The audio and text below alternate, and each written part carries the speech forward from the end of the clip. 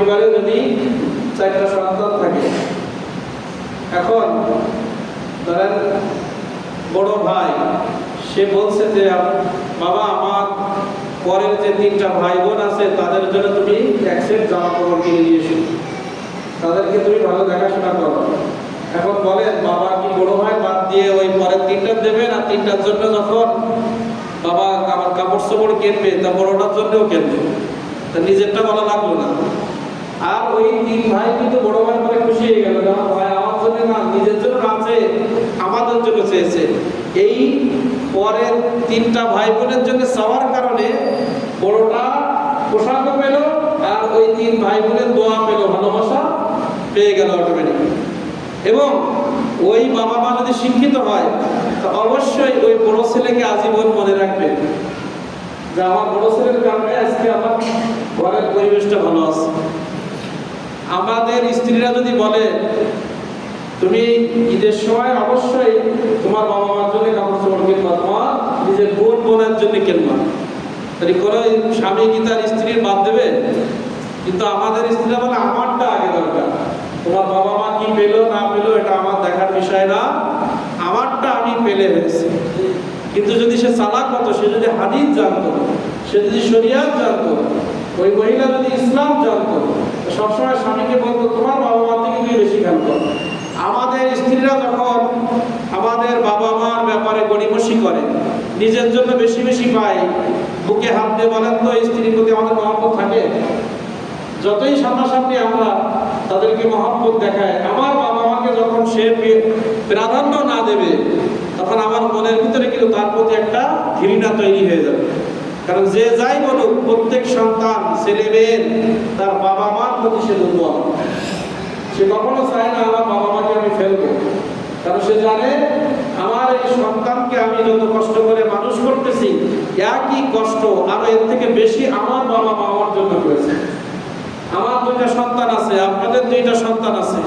আপনি তো চোখের সামনে দেখেছেন আপনার স্ত্রীর কষ্ট পেটে থাকা অবস্থায়, আপনি ছোটবেলায় দেখেছেন আপনার স্ত্রীর পেটে সন্তান থাকা অবস্থায় কি কষ্ট তার হয়েছে, এবং দুনিয়া আসার পরে আপনারও কি পরিমাণ কষ্ট হয়েছে, আপনার স্ত্রীর কি পরিমাণ কষ্ট হয়েছে, এটা আপনি আমি কিন্তু চোখে দেখেছি। এজন্য আমাদের অনুভব করতে হবে, আমার সন্তানকে মানুষ করতে গিয়ে আমার এবং আমার স্ত্রীর যদি এত কষ্ট হয়ে থাকে, তাহলে আমার বাবা মার বেশি না হলেও এটুকু তো হয়েছে।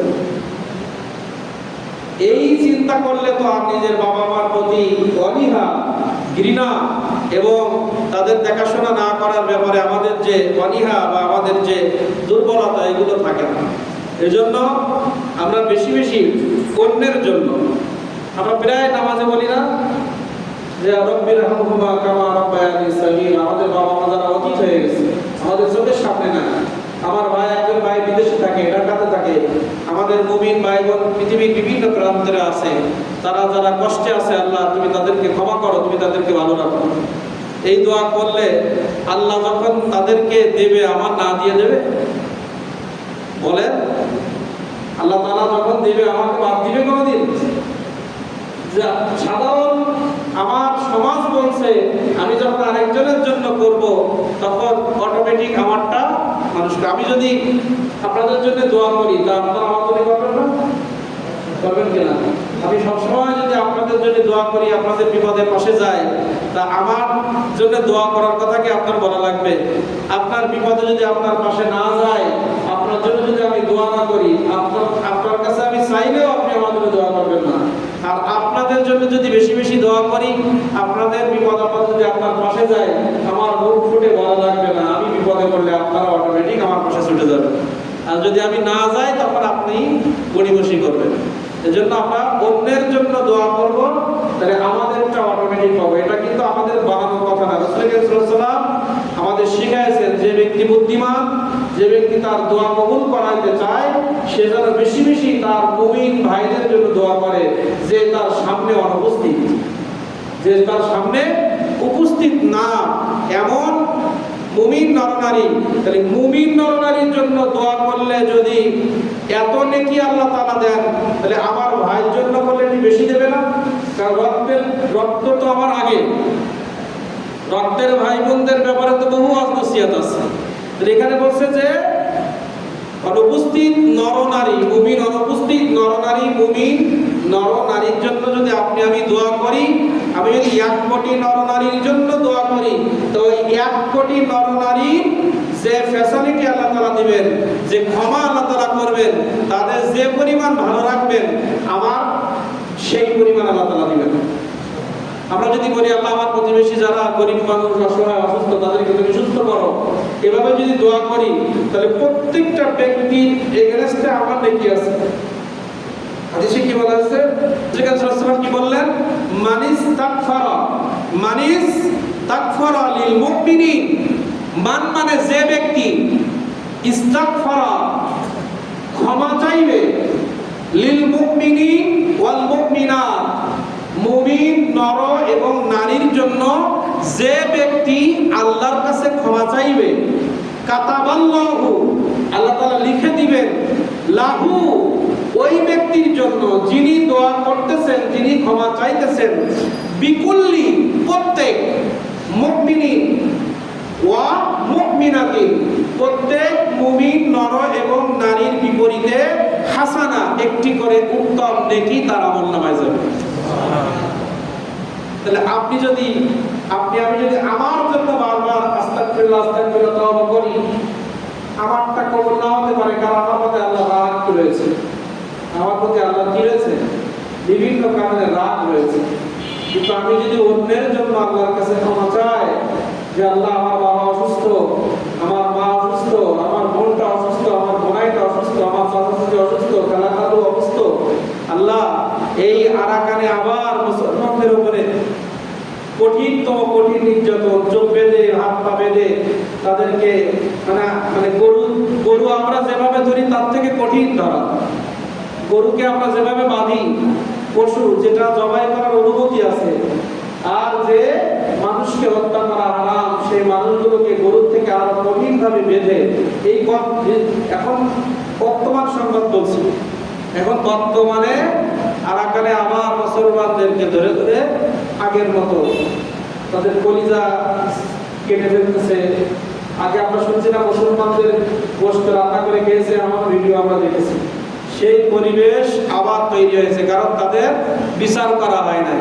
তাদের উপযুক্ত শাস্তি যদি দেওয়া হতো, তাহলে তারা এই কয়েক বছর ধরে দেখলো আমাদের তো আর কোনো অসুবিধা নেই, কেউ তো আমাদের বিচার করলো না, শাস্তি দিল না, আবার বাড়িয়েছে। এবং নাইজেরিয়া একটা মসজিদের ভিতরে আক্রমণ হয়েছে মুসলমানদের উপরে, মসজিদের ভিতরে মুসলমানদেরকে আক্রমণ করেছে। এই সুযোগগুলো সমগ্র বিশ্বের মুসলমান প্রতিবাদী না হওয়ার কারণে এই সুযোগগুলো তারা পাচ্ছে।